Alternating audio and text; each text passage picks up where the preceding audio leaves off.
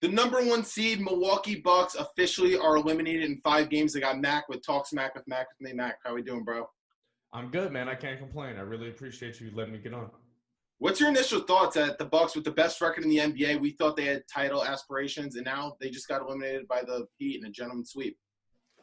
This has got to be one of the biggest stories of the NBA season this year. The Milwaukee Bucks, the preseason favorites to come in, win the title. Giannis was taking the next step. And then out of nowhere, this fairy tale Miami Heat team come and just put a butt whooping to him. So it was pretty fun to watch. Jimmy Butler is a dog. He had that Miami Heat team running on all cylinders. And Tyler Hero, man, is really coming into his own in the playoffs. There's a few things. I said in my Instagram, I said in a previous video before the playoffs started that the Bucks are pretenders, they are not contenders, and they were not getting out of the East. A few reasons, which is exactly why they got eliminated. Number one, Budenholzer is a terrible coach. We saw last year when Kawhi and Nick Nurse had that great game plan to build the wall that they didn't know how to make in-game adjustments or game-to-game adjustments. That's why they lost 4 straight games. Giannis Antetokounmpo, he's not used to playing big minutes. Out of every single game this season, he's played 37 or more minutes twice all season long. We know in the postseason, stars and superstars, especially when you're a back-to-back MVP, you're probably going to need to play 40-plus minutes. For example, LeBron James averaged 42 points per game in his entire postseason career. The Bucks also are not used to playing tight games. They won 37 of their 55 regular season games by 10 digits or more. They're used to playing ahead, and when they're ahead, they're probably the best team in the NBA. And the last thing, they don't have a closer. We saw Giannis can't close. We saw it last year. We saw it again this year. We knew that the Miami Heat were going to try to build the wall.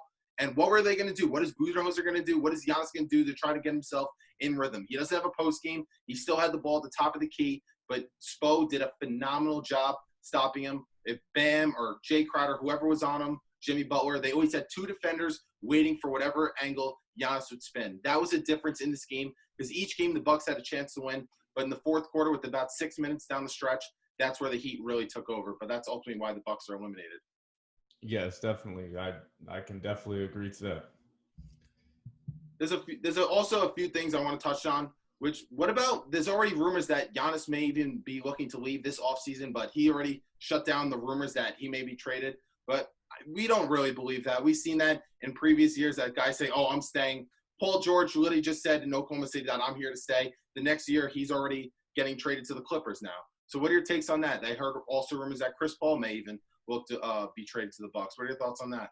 So starting with the Bucks, Giannis is a true professional. He's going to say what he's supposed to say. He doesn't want to bring any heat to his team, to Milwaukee or anything like that, or even to himself. So, yeah, he's going to say, no, I'm not trading. But this is the same Giannis that said, as long as we are winning, I will be here. If we are not winning, I'm going to leave. The Bucks are not going to make it out of the Eastern Conference. You got the team in Philadelphia who looked great, and if Ben Simmons wasn't injured, who knows what would happen. They could add some pieces. I think they could beat the Bucks every year. The Miami Heat team came out of nowhere and should have swept them. Let's be honest. And I think if the Bucks were to play the Celtics this year or even for the next few years, they wouldn't beat the Celtics either. You can't forget about the Nets. The Nets, Kyrie and KD. Oh my God. And a dynamic duo of Kyrie and Kevin Durant coming back next season with Steve Nash at the helm. I don't really know what Steve Nash is going to do with the Nets, but I'm excited for that. Giannis's window of winning with the Milwaukee Bucks opened last season and closed this season. I feel like they're going to make some big moves, potentially packaging a Brook Lopez and a Eric Bledsoe or a Chris Middleton. The problem with the Bucks is that Chris Middleton is not that second guy. 100%. He is a phenomenal third option, very efficient, 50-40-90 guy every season. But you put the reins on Chris Middleton like yesterday, and he shot 8 for 25 or something crazy like that. You need a guy that, 1, at the end of the stretch, he's playing defense, 2, can get his own bucket, and 3, can take the pressure off of Giannis. And Chris Middleton is just not doing that yet. So this Bucks team, they really need to make a big move to solidify their standings and their dominance in the East, or I could see Giannis leaving potentially Not this summer, but maybe at the trade deadline if things aren't going right, or the following summer for sure. Giannis's future is not with the Bucks, and not only do I think he's definitely going to sign via free agency, I won't be surprised if he goes this summer, which I really think that they should try to trade him probably this summer, unless they put a huge package together, getting Middleton, Lopez to get him a true co-star, and a co-star is not Chris Middleton. He's not. What co-star would you see? What co-star could you see them trading or making a package for, making a run that's going to come in and help Giannis win in Milwaukee? That's the tough question, which it's like, I don't know. Like, is Chris Paul going to get them over the hump? Chris Paul, I love Chris Paul. I'm one of the biggest Chris Paul fans out there. He will not help Milwaukee win a championship. I don't know. I think Chris Paul can make them better, but I still don't think that's a championship team. They need a real closer who could get his own shot. Giannis needs a superstar as a co-star. Richard Jefferson comments that he's a Pippen. No, he's not a Pippen. Giannis is a back-to-back MVP. It will be anything. But he's not a Jordan either. That's the problem with Giannis. I still think he's the number one option. I still think. Oh yeah, for sure, he's a number one option. But when you're a number one guy that can win by yourself, certain things need to happen. One, you need to be able to make free throws consistently. So at the end of games, when they hack you, you go in there and you say, "Oh, you shouldn't have fouled me, man. That's easy money for me." In this league, you got to make threes, man. Giannis has to be consistent from the 3-point line.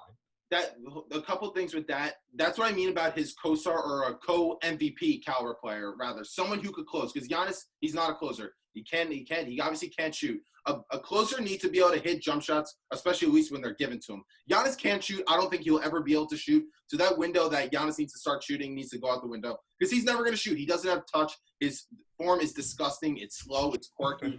I want to see him in the post. Having Giannis get post touches, no one could guard that 6'11", 260-pound freak in the post. That's going to draw a double team immediately. Or if he does have post moves, then he's going to absolutely eat them alive in the paint because I think he's leading the league in paint points this year. He averaged 30, 13, and 6 under 30 minutes, and most of those points are basically coming in the paint. But to talk about a co-star, it needs to be someone who could close, get their own bucket down the stretch. Chris Middleton's not that guy. We clearly saw it. I knew this last year, but we definitely saw it this year. With like 6 minutes down the stretch, the Bucks have been in position to win each and every game of this series, and they had no one to close. Chris Middleton was their best half-court option, and he just simply is not that guy. And he's getting a max contract, so I'm holding him to max contract standards. Yes. He's not that guy. They signed him last summer because a city like Milwaukee, a small market team, they're just not drawing big-time free agents. They're desperate. Right. They're desperate. Yeah, nobody wants to just go to Milwaukee. Miami, Boston, they could draw bigger free agents, but a city like Milwaukee is not going to do it. That's why I want Giannis I want him to get out as soon as possible. I'm a fan of Giannis, but I still think he's overrated just because he's a back-to-back MVP and he can't close. I want him to have a real co-star, or if you can't put a package together, he's just going to leave next year. So you might as well – that's why I think you should trade him. I think you should trade him or Middleton and a bunch of other guys to get him a co-star and give it your last hurrah to keep him before he hits the market. I feel like Milwaukee has to do something because you hit it on the nail on the head. Small market Milwaukee, they're not supposed to be good. They're not supposed to have a window of contention that lasts for half a decade. Certain teams like Milwaukee, they have their chance. They either pull the trigger or they lose out. Right. So with the team that's currently assembled in Milwaukee, that's not going to get it done. So I expect to see some big pieces get traded or a package put together, like you said, to try to bring in another superstar. But one thing that's been intriguing me, and it's kind of like just basketball hypotheticals, but there's a lot of rumors about the Warriors. And with the Warriors getting the second pick of the draft, maybe the second pick of the draft, Andrew Wiggins, Draymond Green, and maybe some first-round picks might do the job. Klay Thompson has to be in that. Money-wise, Klay Thompson's going to have to be in that deal. Which I'm the Warriors. I would do that in a second. I would give up. I don't think the Warriors will ever give up Klay or Steph. It's like a loyalty thing, but it's going to make your team better. I would do whatever it takes to get Giannis on the Warriors outside of removing Steph Curry. I literally think this is crazy. As crazy as it sounds, Giannis and Steph could be one of the greatest duos in the history of the NBA, given their playing style will gel so well with what Giannis could do inside, and Steph doesn't need the ball. With him moving without the ball, and Giannis has been a pretty good facilitator in his career, that will be a deadly duo. And Steph Curry, yeah, he's had his moments where I don't like to say choked, but he hasn't hit the big shot. but Steph is still a 50, 40, 90 guy. He gets to the free throw line, the greatest shooter in the history of basketball. I still think Steph Curry could close. And with Giannis and Steph, I would just work around my roster like that. I think that could be one of the greatest duos in NBA history. I agree. Yeah, that's something I would definitely entertain. But the Bucks, from the Bucks perspective, I think you really got to go all in because the Milwaukee Bucks, they don't have a great franchise. The last superstar they had really was Kareem Abdul-Jabbar until he left for LA, a bigger market. I think Giannis is still lined up to leave. I keep saying Giannis is not staying no matter what. But do you think history repeats itself? Giannis leaves for the Lakers? I don't think Giannis is staying. I don't think Giannis is staying, but the last Bucks hurrah, which if I were the Bucks, I would go all in because the Bucks don't have a future if Giannis isn't staying. I would do whatever it takes to get him like a MVP caliber player, a real superstar paired next to him. I think that's their best opportunity for Giannis to not only stay, but to win. At least even if he does decide to leave in 2021, if they could put together a real like co-MVP next to him, then they could compete for a title, make a finals appearance, or maybe even win the finals, and at least like they could have a championship under their belt. But that's their best and last hurrah. That's what I would do. But if Giannis says that he's not staying, I think you would trade him. I would not let him hit free agency in 2021 without not really trying to go all in next year or without trading him. You got to get something in return. They have to go in next year because, like you mentioned about the Nets, the East is just going to get better next year. Ben Simmons comes back from injury. We don't know what's going on in Philly. Kevin Durant and Kyrie are coming back. Are the Nets going to trade for a third superstar? The Bucks, their window, man, they had a chance and it's gone. It's gone. I don't think whatever they do, I do not think the Milwaukee Bucks will have a chance going forward. One thing for sure is the Bucks need to make a big splash this offseason, and if that's not the case, I think Giannis is definitely out, and that's the last hurrah for the Bucks. But that's going to wrap up today, Mac. Thank you for coming on. If you want to shout out your podcast too, quick. Yeah, man. Check out Talk Smack with Mac podcast. I'm on all platforms. I got a YouTube channel, Instagram, Facebook page. Check out me on Spotify, Apple iTunes, Podbean. Talk Smack with Mac. No spaces. Thank you. I really appreciate you letting me get on. Thanks for coming on. Thanks for watching the Falco Takeaway. For more daily sports content, please follow me on the Falco Takeaway on Instagram and YouTube, and be sure to check me out on the Sports Hit List and 6048 Sports.